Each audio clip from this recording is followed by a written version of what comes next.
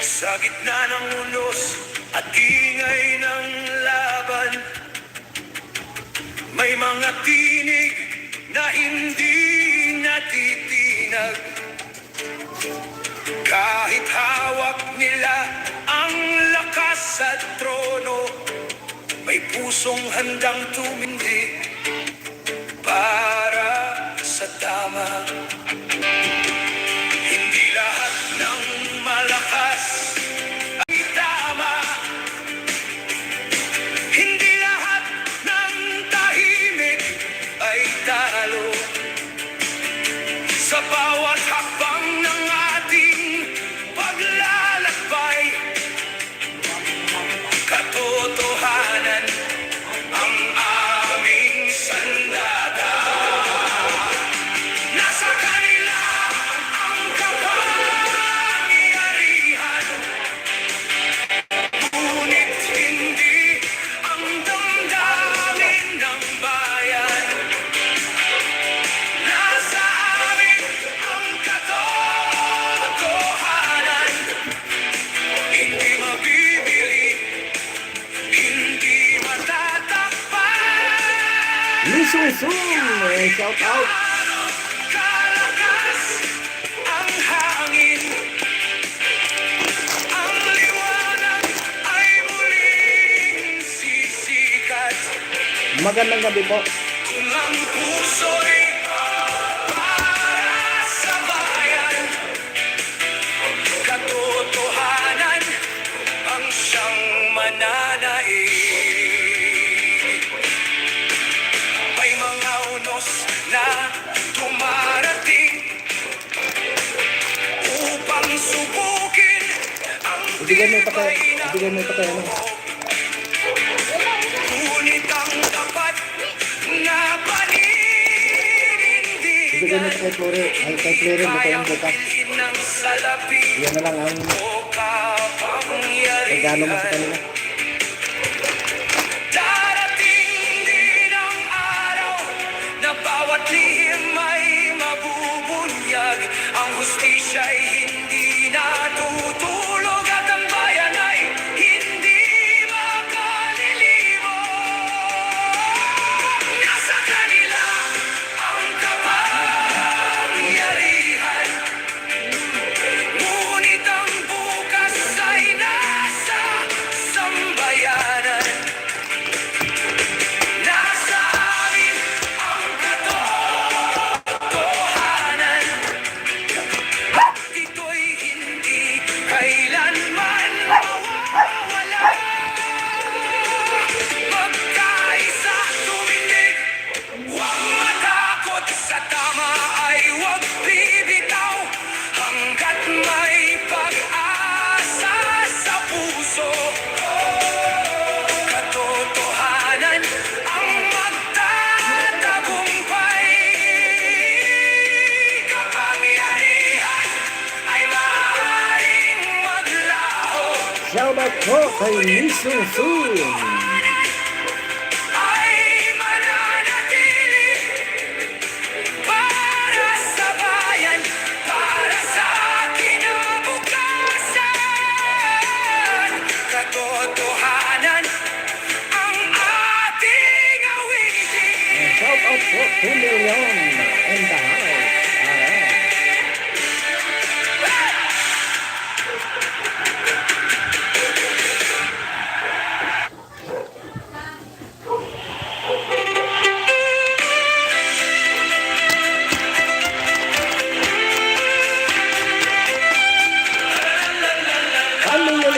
Shout out Sa gitna ng unos at maraming usapan,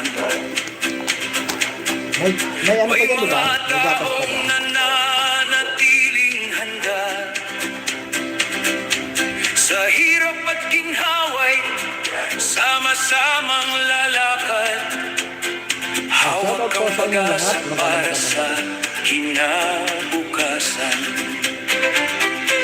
Hindi matitiyag ng anumang pagsubok, basta't ang layunin ay para sa bayan. Pagkakaisa ang siyang magiging lakas upang maabot ang inaasam na bukas. Kasama si VP Sara, taas noong lalaban para sa pangarap ng bawat mamamayan. Sa tibay ng loob at tapat na hangarin, Shoutout po sa inyong lahat. Ayan, Sigan Marilon. palalimin, magkaisa't magtulungan. Huwag nang mag-away, kapakanan ng lahat ang siyang ating alay. Kasama si VP Sara sa landas na tatahakin. Pagmamahal sa bayan ang ating aawitin. Nilidang. Shoutout po. Maraming tinig ang may kanya-kanyang salaysay. Ngunit ang bayan ang dapat na gabay. Kung may respeto at pagkakabuklod, mas matatag ang ating mga buklod. Hindi kulay ang sukatan ng damdamin, kundi ang hangaring bayan ay paglingkuran. Listen soon. Sama-sama ang bawat Ayan, good evening to you. Listen soon. mas maliwanag ang ating patutunguhan. Kasama si Sara, buong pusong susuporta. Hangad ay kaunlaran at pag-asa, dakila sa bawat hakbang, sa bawat at hikain. Pag-ibig sa bayan ang ating awitin. Magkaisa, magmahal, ito ang panawagan para sa mas maayos at mas matatag na bayan. Kasama si VP Sara hanggang sa hinaharap, pagkakaisa at pag-asa ang ating yakap.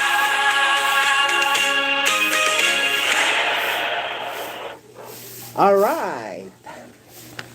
Magandang gabi po sa inyong lahat. Mega love shoutout po kay Mami Mercy Calonod. Alright. Kay Audrey Nicole. Ayan, mega love shoutout. Kay Nani Sanchez Vlog. At kay G Chang Walk. Mega love shoutout po sa inyong lahat. Kay Kagad Antonihan. Ayan, mega love shoutout po. At kay Ma'am Rosalina, mega love shout out. Kay Paul Donisa Official, ayan, mega love shout out po. Sa lahat po ng ating mga solid na subscriber, mega love shout out po. Magandang gabi po sa inyong lahat. At sa lahat po ng naaabot ng live na ito, magandang gabi po. At kumusta po kayong lahat? Alright. 3 million in the house. Ayan, mega love shoutout po. Ayan. At kay Lee Sung Sung, mega love shoutout. Siyempre, sa ating mga solid na subscriber, mega love shoutout po sa inyong lahat. Alright. At sa mga gustong magpa-shoutout, ayan, shoutout po sa inyong lahat. At comment lang po kayo. Ayan, kung saan kayong lugar at kung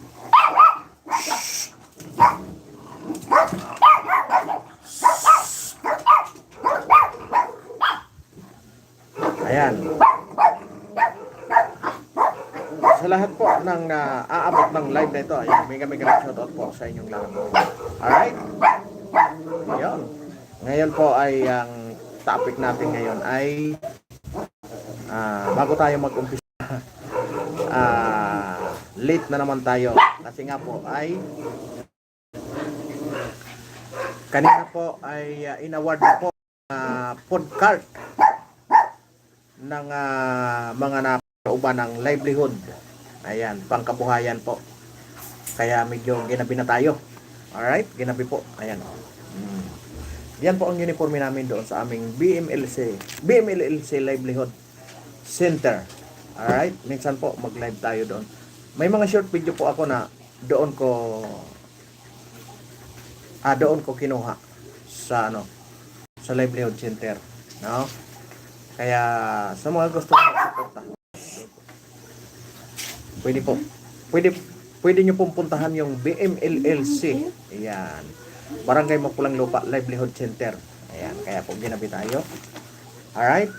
At siyempre, ang mga pag-uusapan natin ngayon ay yung mga kaganapan,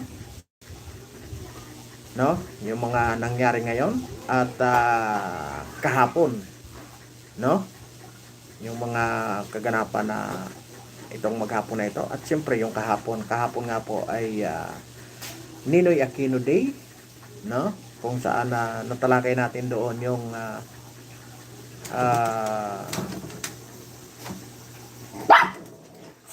yung mga kapartido ng dating senador na si Benigno Aquino Sr., no? Kung saan ginanap kahapon yung kanyang kaarawan, no? At ang maraming nagtatanong nasaan na yung pagpapakabayani, no? Ng dating senador na si Benigno Aquino na yung nakikipaglaban, no? Yung nakipaglaban sa diktadoryang Marcos Sr. Ngayon, nasaan sila ngayon? Ngayon po ay sama-sama sila. Yung nilabanan nila, ngayon po ay nagkakaisa sila, no? At yung kaalyado nila, yung kaalyado ni Marcos Jr. at iyon ang pinagtutulungan nila, no? Ngayon, ang maraming mga katanungan, lalong-lalo na kahapon, mga comment kahapon na hindi ko masyadong na sagot, no? Kaya sana ngayon masagot natin ng maayos, no? Kung saan ito ngang mga nangyari 30 taon na ang nakalipas, kung saan nag-effort ang mga kakampi ng dating senador na si Benigno Aquino Sr. para maging bayani. Yung mga kakampi nila, kung saan pinaglaban nila ng gusto, habulin nila ang Marcos Jr. Pero ngayon, nasaan sila ngayon, no? Nasaan sila ngayon? Nandoon sila. Kung sino ang hinabol nila, yun ang kanilang kasama ngayon, no? Diba? Kaya nagpapatunay lang na talagang ang mga trapo na politiko ay wala talagang mga sariling paninindigan maliban sa kanilang pansariling interes. No? Isipin nyo yun. Oh. Si dating Vice President Leni Robredo, kung saan siya ang unang bumatikos ng bumatikos kay President BBM. Simula sa pagka-vice hanggang sa pagka-presidente, akalain mong hindi matanggap. Pero ngayon, bakit talagang proud na proud sila doon sa kanilang mga binatikos? Di ba? Kaya hindi po tayo dapat mahiya. Tanungin sila, ano nang nangyari sa kanilang mga pinaglaban? May saysay pa ba? Di ba? Karapat dapat ba na naging hero si dating Senador Benigno Aquino Sr.? Kasi kung karapat dapat, bakit nasaan sila ngayon?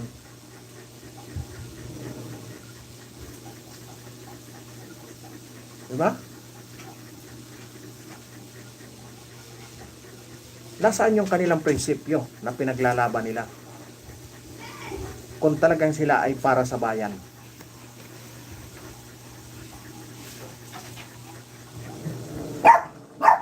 Diba? Isipin nyo, yung mga ganong klase, ang tagal nilang pinaglaban. Halos 3 dekada sila nakikipaglaban. Pero ngayon, saan na hantong? Di patay na. Nakakatuwa talaga. Lagi. Oh.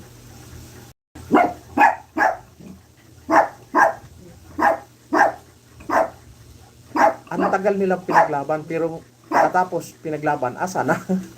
Asa na yung pinaglaban nila? Yung nilabanan nila, kasama nila.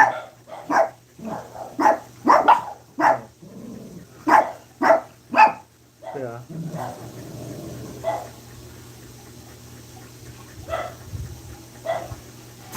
dapat, ang tanong na sa kanila, dahil sila ang nakipaglaban, dapat ba maging hero?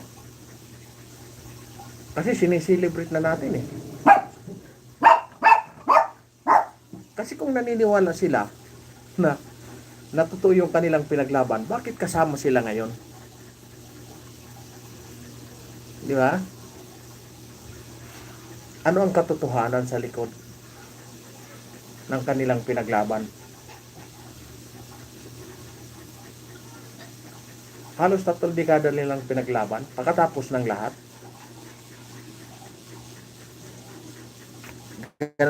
ganon na lang.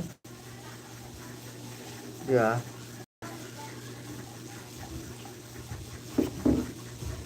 Tama yung sinabi na, no? ED. Oh. Paano naman kasi si ED? Di ba?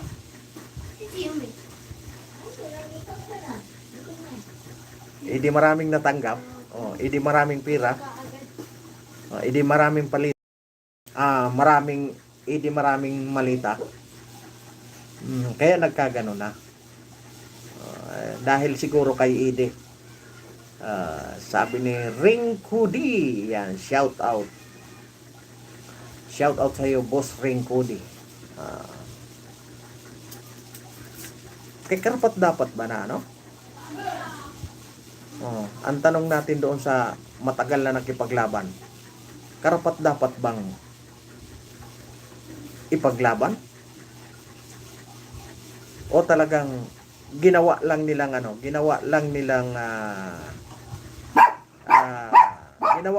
sangkalan para maging kanyag sila. Nakikisakay lang sila. totoo ba ang kanilang pinaglalaban? No? Kasi pinagbintangan nilang magnanakaw. Pero ngayon, nasaan sila? Oh. Sila mismo ang nag-ano niyan, ha? Na maraming ninakaw ang Marcos. Oh, kung matatandaan nyo, naglagay pa sila ng PCGG. Oh, para lang habulin yung mga ninakaw ng Marcos. Ibig sabihin kakampi sila ng magnanakaw. Sila ang may sabi niyan, ha?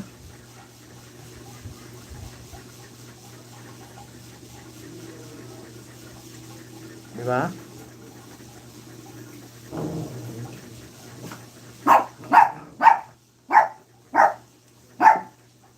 Kaya nakakalungkot na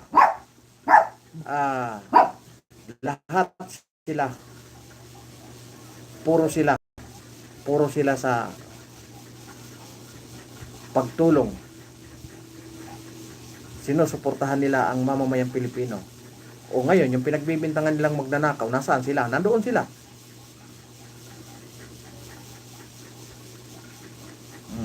Ibig sabihin ba, tanggap na nila?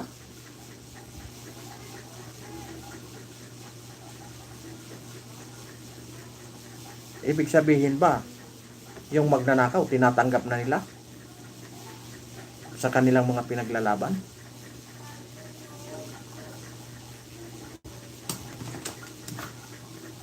Ayan, yung mga dilawan po.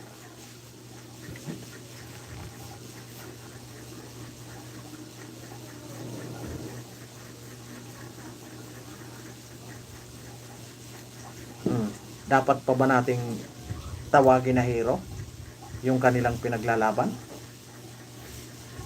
Kasi silang nakipaglaban yan tapos ngayon, asan sila? Nandoon sila sa kanilang nilalabanan.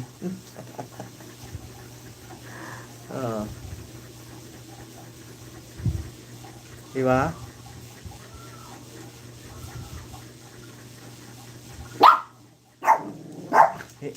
Hindi natin inaano dito yung pagkawala ng dating senador.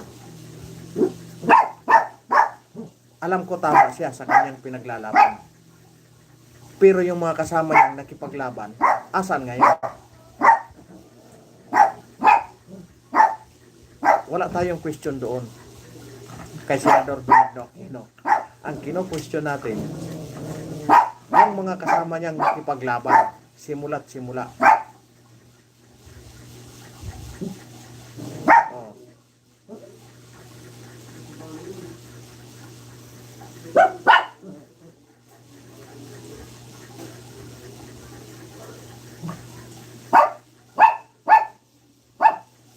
Kaya kung kayo man na mga supporter ng mga dilawan, tanungin nyo sila. O nasaan na yung pinaglalaban nyo?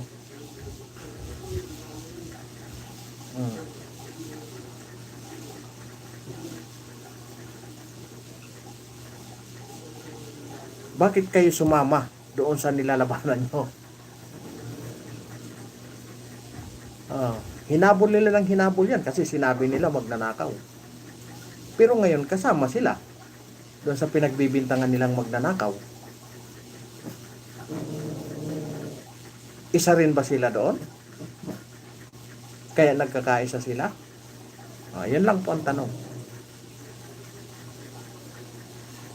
Ngayon, yung dating Vice President na si Leni Robredo, dati, dirin-diri siya. Ngayon, puring-puri niya. Di ba?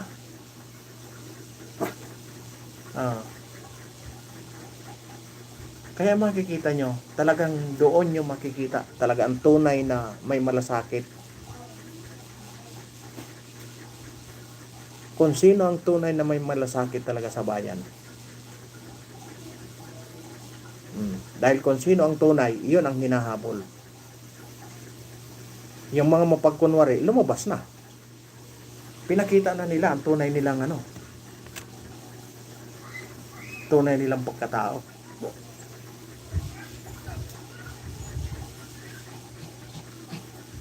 Ibig sabihin, magkakasabot lang sila. Optics lang yung kanilang pinaglalaban.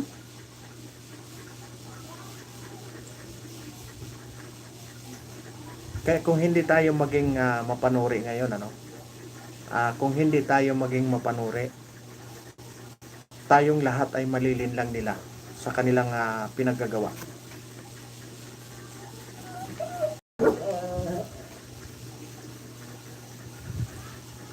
Di ba? Kung tayo lang basta lang tayo sumusunod dahil gusto natin sila, paano na tayo? No?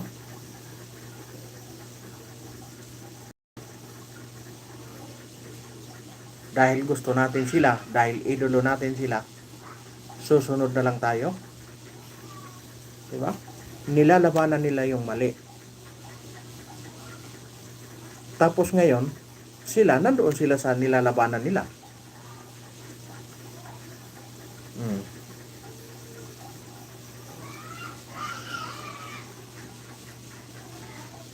No? Ayon nga dito kay mayroon ditong ginawang si dating retired General Romeo Pukis. Ayan. Yan po ay presidente ng UPI, United People's Initiative, no? Sabi niya dito, hanggang kailan tayo magtitiis? Sabi niya, no? Ngayon dito kay Romeo Pukis, gusto ko lang i-share sa inyo yung kanyang point of view, no? Wala naman akong magagawa, wala rin mangyayari. Ganyan talaga sa Pilipinas. Sanay naman tayong magtiis. Lahat naman corrupt. Bahala na. I don't care. Ito ang mga salitang unti-unting pumapatay sa mga sa ating bayan. Alam mo, totoo ito.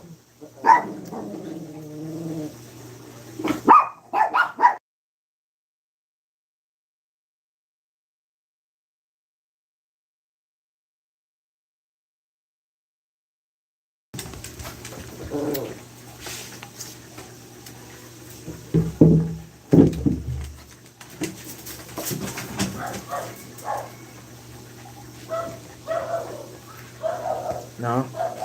Alam mo, totoo yun. Kasi parang nakasanayan na nating mga Pilipino, Surina Habalia, ayan, mega love shout out. Nakasanayan na po natin, na kadalasan yung iba sa atin, ng mga kababayan, hindi naman natin sila masisisi. Alam niyo kung bakit. Busy sila kung paano mabuhay ang kanilang mga pamilya, Wala silang pakialam. Basta ang kanilang masurvive lang nila yung maghapon. Ayan. Thank you, Madam Surina Habalia, sa yung pag-share. Ayan. Mega love shout out po. No, hindi naman natin sila masisi kasi nga sa hirap ng buhay. No? Pero ang malungkot na katotohanan, ang maririnig natin, sanay naman tayong magtiis. Iyon ang kadalasang Kaya nakakalungkot man, pero wala tayong magawa dahil nakasanayan na nating mga Pilipino, no? Kaya ito ang kanyang point of view. Ito ang mga salitang unti-unting pumapatay sa ating bayan. Hindi dahil mahina ang Pilipino. Totoo, napaka survivor ang mga Pilipino, no? Kabaligtaran, sabi niya, sobrang tiyaga natin, sobrang resilient natin, sobrang mapagpatawad. Totoo 'yun. Diba? Kaya ilang daang taon tayong sinakop ng pamunuan ng mga dayuhan, natuto tayong magtiis, mag-adjust, mabuhay sa gitna ng kaguluhan at bumangon pagkatapos ng bawat kalamidad. Diba? Sabi niya. Alam niyo, sa totoo lang, ang Mindanao po, ilang dekada na puro kaguluhan ang nangyayari dyan. Nandyan yung Abu Sayyaf. nandyan yung Maote, naandyan yung MNLF dati, naandyan yung MILF dati, di ba? Ngayon, nawala ang lahat ng iyon nang dahil sa binuong pangkapayapaan sa Mindanao. Naging matahimik ang lahat nung magkaroon ng federalism. Ngayon po ay may nagbabadya na panganib na naman sa matagang Mindanao nang dahil sa pampulitikang galawan. Pero ganun pa man, ilang dekada nagtiis ang mga kapatid nating mga Muslim nang dahil sa mga terorismong ginagawa ng mga ibang naligaw ng landas. Pero napaka matiisin ng mga Pilipino, no? Pero dito sa Kanayunan, dito sa syudad, iba po ang labanan. Ibang pagtitiis naman dito dahil sa hirap ng buhay. Kaya parang ang nangyayari, wala nang pakialam sa nangyayaring politika, sa nangyayaring nakawan, sa nangyayaring flood control, ghost project na mga flood control, no? Sabi niya dito, nasanay tayong magtiis hanggang pati ang mali tinitiis na natin. Totoo naman. Kasi sa nangyayari ngayon, mali na, wala pa tayong aksyon. Kapag may bilyong-bilyong pisong ninanakaw, galit tayo.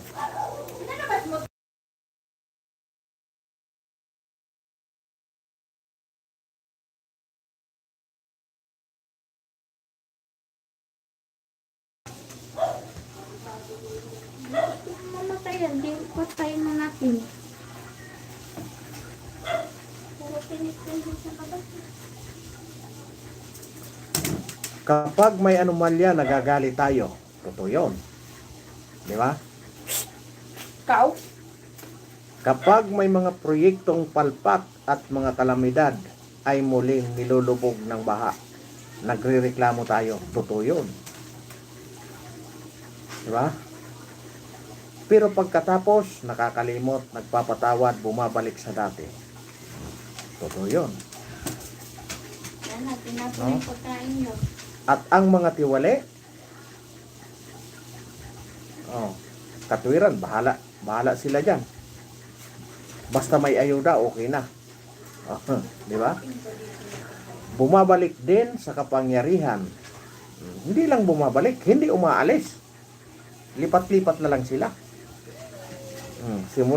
Simula sa lulo hanggang sa apo sa tuhod.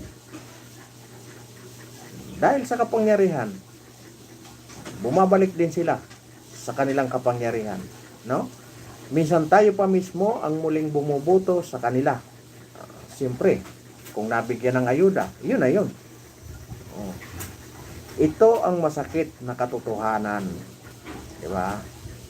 Mahirap talaga tanggapin pag katotohanan ng masakit. Hindi lamang ang korap opisyal ang problema. Problema rin ang isang mamamayan alam ng mali pero pinipiling walang pakialam. Yan, dito na pumapasok yung ating mga desisyon pagdating ng eleksyon na ito yung pag tinawag tayo sa kanilang birthdayhan, di ba? Hindi na natin sila sinusuri dahil puro lang pinapakita sa atin na sila ay mabait. Hindi na natin sinusuri na may nagawa ba sila sa kanilang panunungkulan. Di ba? Ayun. Ang nagsasabing hindi naman ako ang ninakawan, hindi pwede natin masabi na hindi tayo ninakawan kasi tayo ay mga taxpayer. Pero, pira niya yon, sabi niya. Wala naman akong magagawa. Meron po. Pero boto niya ang nagbibigay ng kapangyarihan. Lahat naman kurap. Kaya pati ang matinong leader nawawalan ng pagkakataon. Diba? Dahil nga, pag nakaposisyon na, nasa kanya na ang kapangyarihan, nasa kanya na ang pira, nawalan talaga ng pagkakataon dahil nga hindi tayo nagsusuri ng maayos. Sanay naman tayong magtiis dahil nga sa pagtitiis. Iyon ang malaking pagkakamali. Pero bakit kailangan nating tiisin ang bagay na maaari namang baguhin? Diba? Hindi resilience ang pagtitiis sa korupsyon. Kapag paulit-ulit ka nang binabaha dahil sa proyektong palpak o hindi natapos at sinabihan mong resilient naman ang Pilipino. Minsan ginagawa pa ng kadalasan ginagawa ng content. Natutuwa na tayo. Pero nakakalungkot po. Katulad ngayon, nang dahil sa baha. Isa na naman pong miyembro ng aming samahan ay namaalam nang dahil po sa leptospirosis. Di ba? Kaya matutuwa ba tayo na tayo ang binabaha parate nang dahil sa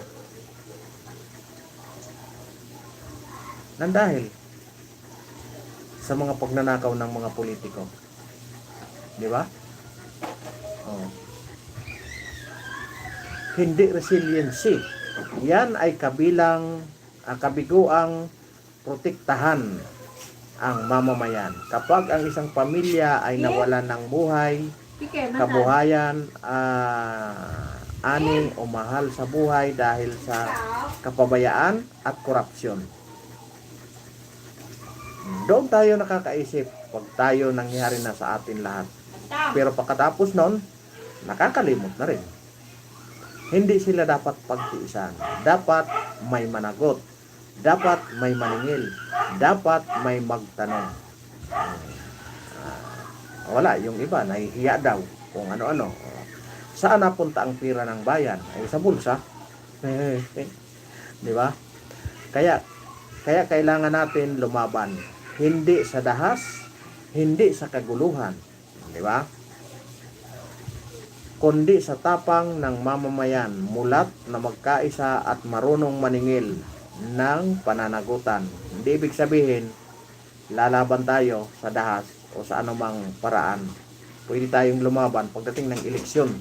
Dahil iyon ang ating kapangyarihan. Magpalit ng liderato. No? Magpalit ng panibagong leader. Yung alam natin na seryoso sa kanilang mga trabaho. No? Madali pong magsuri. Diba? Kaya nga, dapat may pakialam. Diba? Sapagkat sa isang demokrasya, ang kapangyarihan ng isang leader ay hindi kanila. Hiniram lamang nila iyon sa mamamayan. Kaya nga po, doon tayo bumabawi, pagdating ng eleksyon. Tayo ang bumuboto. Yan. Tayo ang nagbigay ng mandato. Tayo ang nagluluklok sa kanila. Pero kadalasan tayo ang inaabuso. Di ba? Dahil nga resilient nga tayo. Ganon ang nangyayari. At kung ginagamit nila ang kapangyarihang iyon laban sa interes ng bayan, may karapatan ang mamamayan na bawiin ang kanilang tiwala at autoridad sa pamamagitan ng mga leader, mga legal, at demokratikong pamamaraan. Ayun po, yun ang sinasabi natin na pagpili ng mapagkakatiwalaan, no? Doon tayo dapat yan tayo magiging tapat. Titingnan natin kung sino ang tapat at sino ang dapat na maglingkod ng tunay. Madali nyo pong malaman yan, no? Kung sino ang tapat. Pag kayo po ay binusog sa kwarta, alam nyo na ang gagawin nyo. Pag gabi-gabi kayong hinahakot at may tinik out, alam nyo na yon. Doble ang babawiin yun sa atin. Kunin nyo dahil pera nyo yan.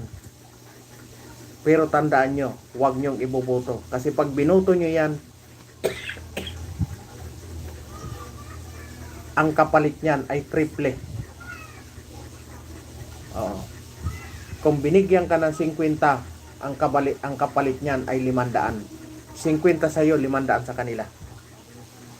Anong mangyayari sa atin? Magtitiis tayo. Magtitiis tayo ng 3 taon. Diba?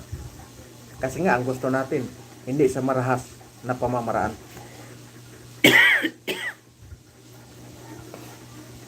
Kunin nyo.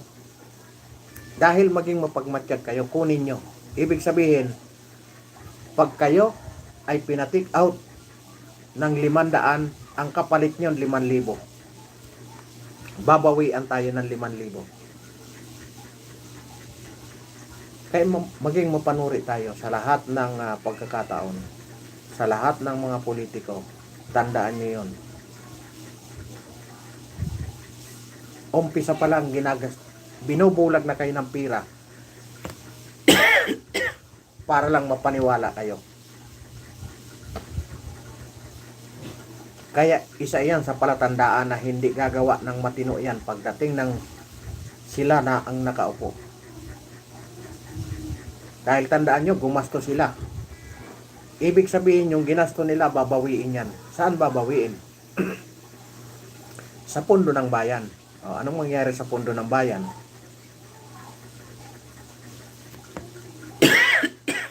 Excuse me po. Sa halip ng mapupunta sa magagandang proyekto, mababaliwala yung magagandang proyekto. Katulad po kanina,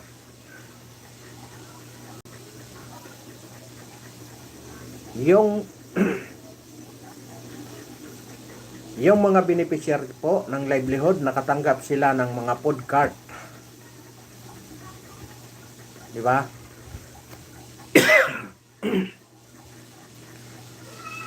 Kung ang nag-initiate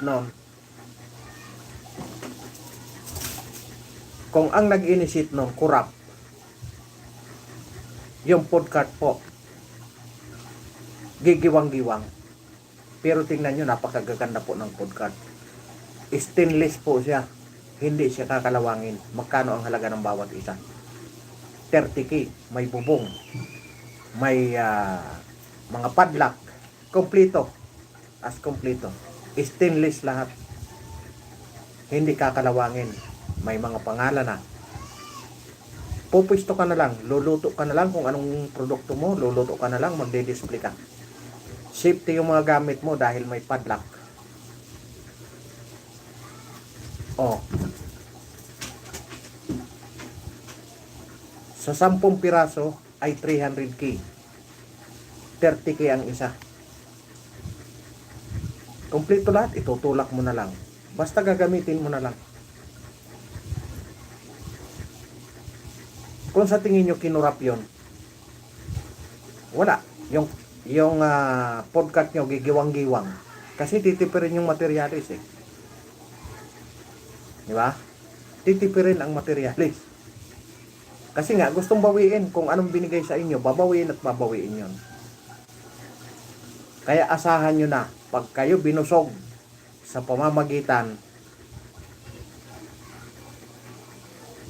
ng pira, painumin man kayo dyan, ng mga tropa mo, pakainin man kayo dyan araw-araw, tandaan nyo, pira yun.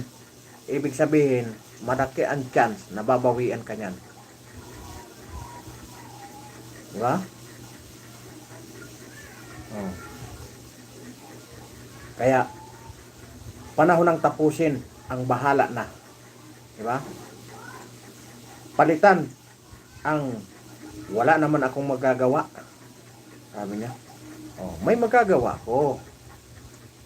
Diba? Oh, maging resilient ka. Tingnan mo. No? At wala ring mangyayari. Diba? May mangyayari kung kikilos tayo. No? Lahat naman korap. Hindi lahat At hindi natin dapat hayaang maging normal ang korupsyon.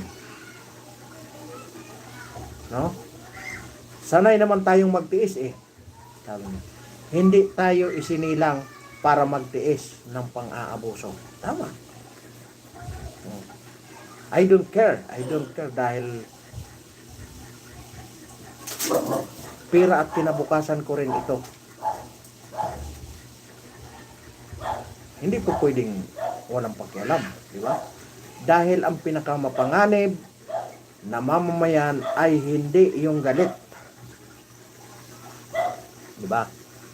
At ang pinakamapanganib na bansa ay hindi yung maraming korap, kundi ang iyong mga mamamayan itong tumigil ng lumaban.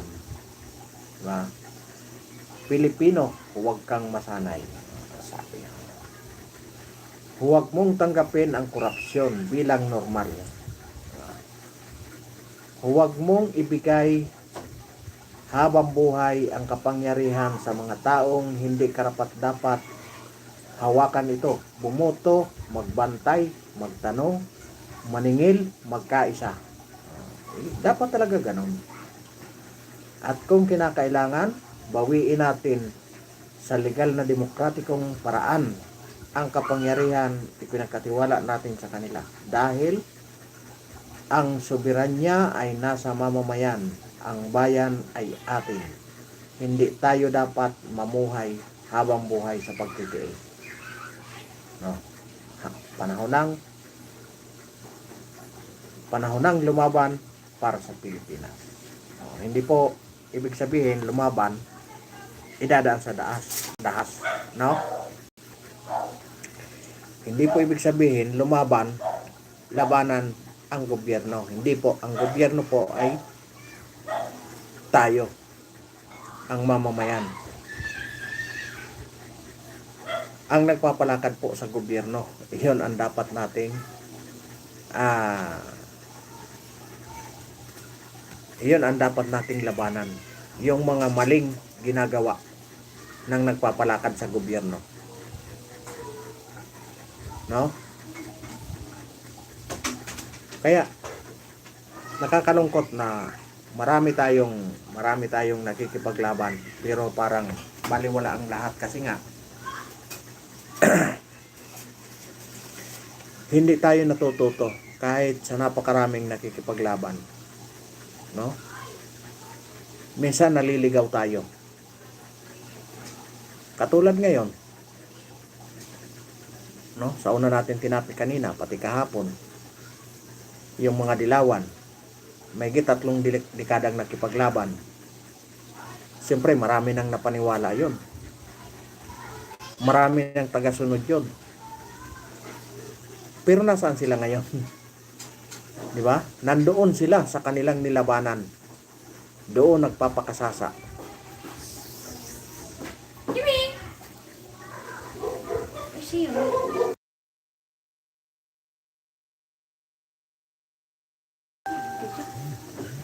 Di ba? Wala nga. Kaya sayang.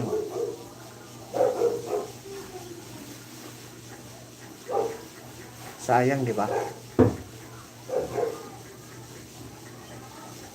Ngayon, malapit na ang barangay eleksyon. Ang pinaplano nila, walang mangyayaring barangay eleksyon. Kasi po ito ay sukatan para sa 2028. Pag nagtagumpay sila dito, malamang sa malamang magtatagumpay sila sa 2028. Kaya po wag nating payagan, wag po tayong pumayag na ma-postpone na naman ang barangay eleksyon.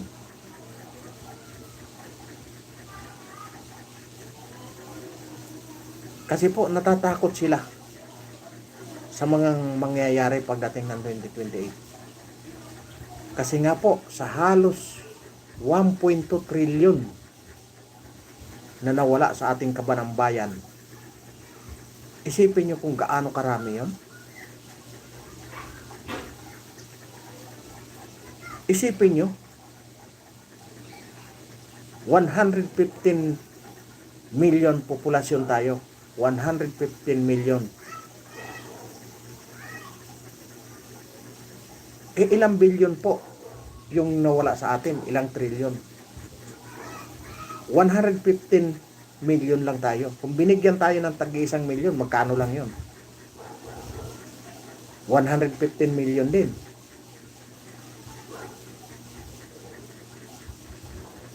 $1.2 trillion ang nawala sa atin. Kita nyo yan? Walang mahirap, walang mayaman doon sa 115 million. Lahat yun. Pero hindi po pwedeng maging 115 million tayo kasi mayroong maliliit na bata eh. Mayroon tayong 2 years old, rehistrado yun. Ibig sabihin, kasama yun sa populasyon, bilang ng populasyon. Oh, di siguro mga 80 o 90 million. Walang pipiliin yun, mahirap, mayaman.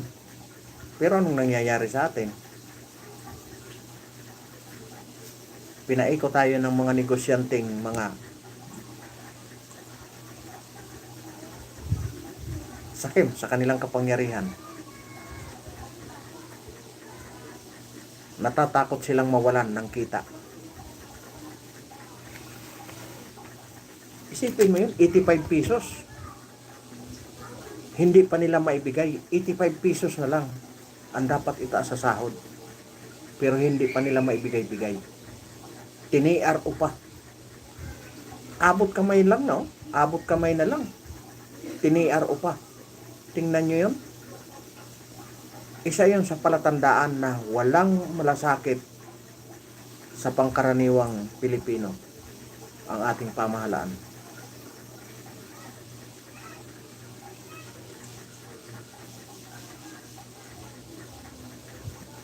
Diba? Abot kamay na lang natin, no? 85 pesos lang yun. Inutay-utay pa. Pero tingnan mo ang nangyari. Tiniar pa nila. Oh. May sinabi ba ang ating presidente? Wala. Kinundin na ba ng presidente? Wala.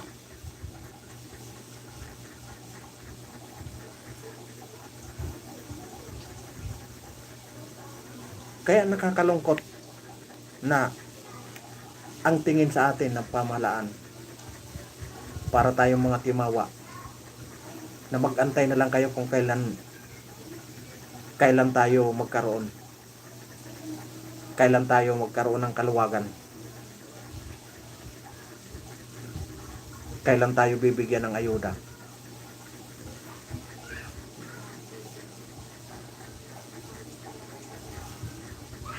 Wala, ganon kaliit ang tingin nila sa atin kasi tayo pangkaraniwang manggagawa. Wala tayong magagawa hanggat hindi sila kumilos. Ganon kababa ang tingin nila sa atin. No? Kaya tama yung sinasabi niyo. Nagustuhan ko talaga yung point of view ni General Focus.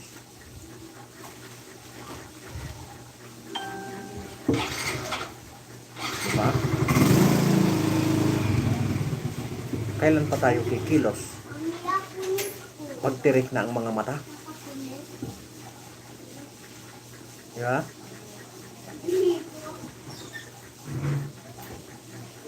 Kaya habang may lakas pa, magparamdam na.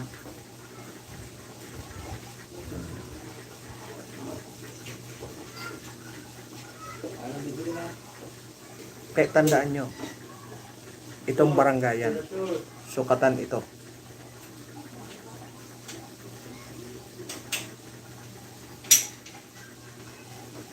Sukatan ito para sa 2028. Kaya wag na po tayong pumayag na hindi matuloy ang barangayan. Kasi po, pag hindi natuloy ang barangayan, pagdating ng 2028, wala na tayong pag-asa.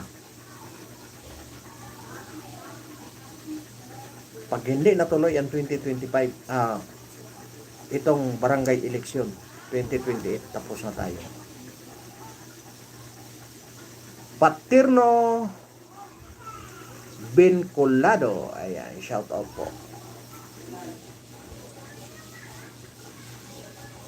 Yun. Ito po ang sukatan. Ang barangayan. No? Sukatan po ito. Pag hindi nagkaroon ng eleksyon ngayong November, tapos na tayo. Habang buhay na naman ang isang Marcos Jr.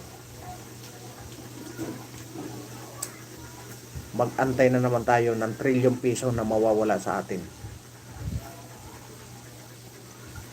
Magpapakabusog sila.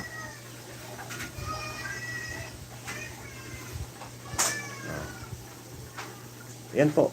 Ilang beses niya yan. Palatandaan na po yan. Ilang beses na sila nag-attempt ng PI. Pero anong nangyari? Nabuking na sila. Na gusto pang pababain. Gusto pang pababain yung edad ng pagtakbo sa pagka-presidente. Nabuking na sila. Ngayon, ano naman kanila ang paraan? Itong barangayan. Sukatan po yan. Pag nagtagumpay sila, ibig sabihin, hawak nila ang Kongreso.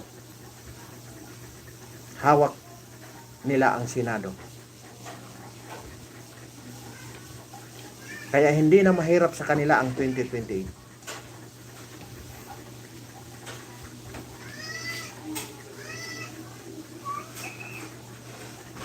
Kaya yung mga congressman nyo dyan, pagsabihan nyo na wag na silang padidikta. Kung wala din lang kayong mga nakitang project ng congressman nyo, wag nyo nang pilitin. Kausapin nyo na. Kasi sigurado yan, lifetime na naman uli ang Marcos.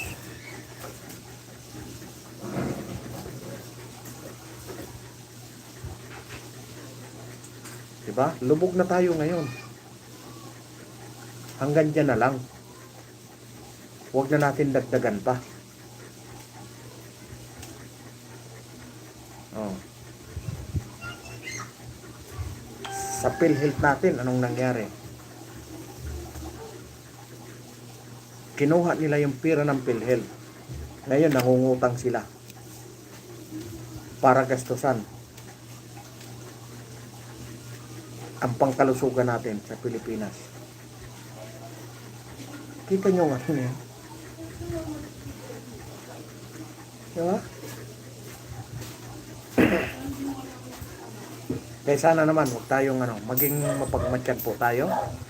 Tingnan natin ang takbo ng ngayon. Ang barangayan po ay sukatan yan. Pag nagtagumpay sila dyan, ibig sabihin kanila ang Senado, kanila ang Kongreso. Tapos na po tayo. 2028 po, wala tayong mangyayaring eleksyon. Yan po ang ating tandaan. Palatandaan po yan. Na pag sila nagtagumpay dyan, yan po. Sukatan yan. Kasi po, ang mangyayari niyan, magpapasa ng batas ang Kongreso at saka ang Senado. Pag nangyari po yan, ibig sabihin, kanila na ang makinarya lahat. Iyon na po ang palatandaan na wala ng eleksyon ng 2028. Kaya wag po tayong pumayag. Tama na yung pagtitiis. Isang taon pa tayo mahigit magtitiis. Tama na po yun. Huwag na nating payagan na madugtungan pa ang ating pagtitiis. Kasi po, pag nangyari na yun, lifetime na tayo.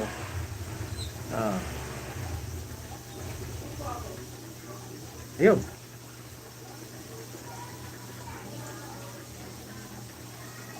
Ayun, sa lahat po. Sa lahat po ng dumaan. Maraming salamat po. At sana nakatulong ako sa inyo ng paunti-unti. Sana naman po ay magkaroon na tayo ng mga idea sa darating na barangayan, no? Huwag po tayong pumayag na mangyari ang walang eleksyon.